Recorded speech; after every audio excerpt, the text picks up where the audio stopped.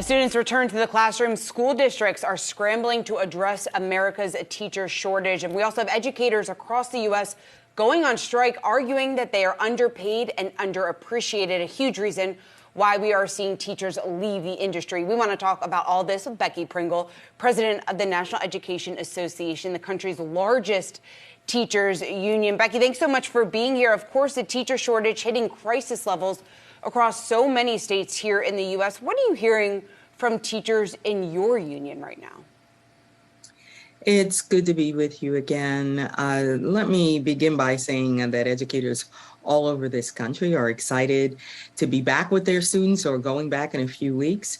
They're excited to be together with their colleagues. They're excited to be in partnership with parents as together we work to ensure that all of our students get what they need and they deserve.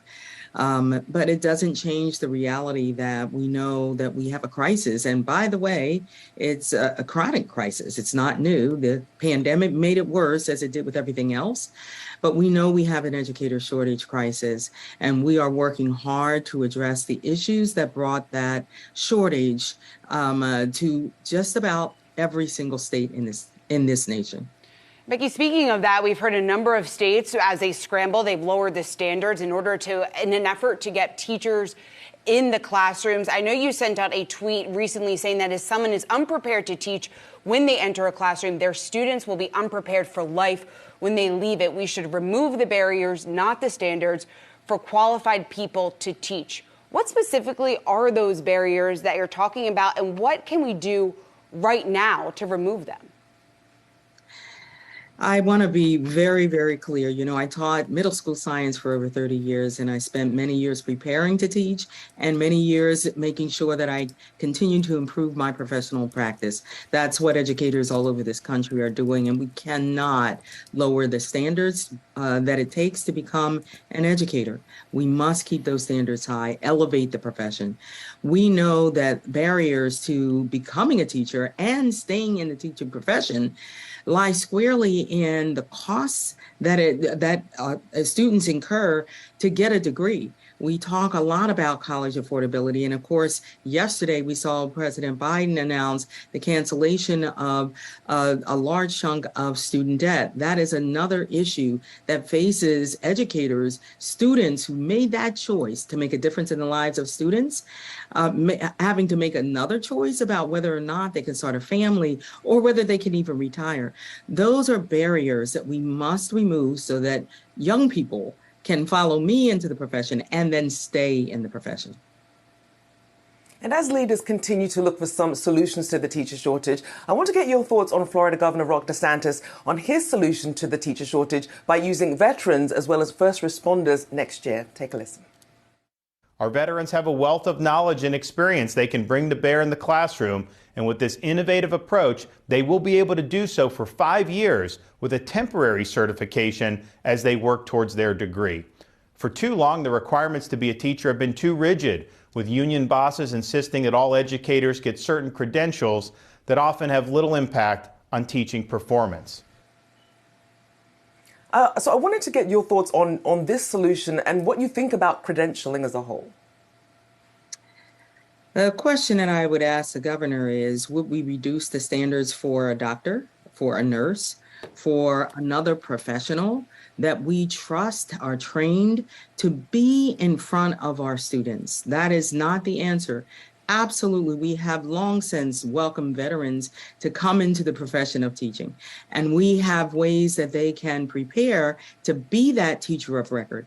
But we need to make sure that those people who we are putting in front of our students, who are charged with nurturing and teaching them not just academic learning, but social and emotional learning, we need to make sure that they have the training and they are prepared to be that educator that we know every single parent wants for their child.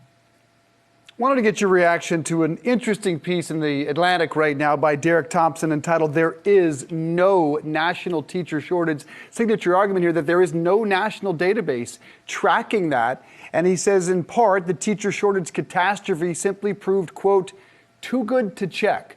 What's your reaction? At the NEA, we've been actually following the decline of our students who are in college going into the profession of teaching. It's why we sounded the alarm almost 2 decades ago. It's why I continue to say this is a chronic crisis in our schools. It's not new. It's worsened. It's not new.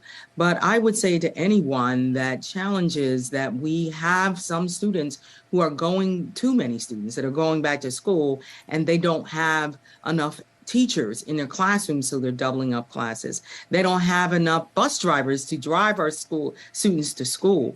They don't have enough counselors to meet the mental health issues that our students have always faced, but certainly were worsened by the pandemic. If you are not in that school district, then I invite you to go into the school districts all over this country who are being challenged by the reality that they don't have enough education professionals to meet the individual needs of our students. Becky, you just mentioned mental health, and we know the Biden administration just announced $300 million in funding to expand access to mental health services in schools, also encouraging governors to invest more in school, in mental health in schools. What are you doing to advocate for mental health services? And from what you have done, what has been successful from your view?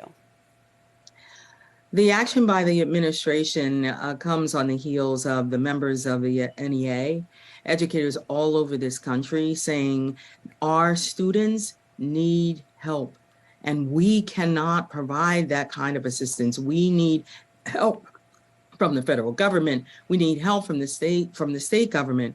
We need mental health professionals in our schools and in our communities, because we know that the trauma that our students suffered during the pandemic, and not just the pandemic itself, but all of the crisis it spawned. We have more students living in poverty. We have more students who are homeless. We have more students who are feeling helpless and having issues that they are addressing that they need assistance with. We applaud the Biden administration for the investment they've made, because we have lifted up our voices and said, our students deserve better. Thank you for joining us. Becky Pringle, NEA President, thank you for joining us this afternoon.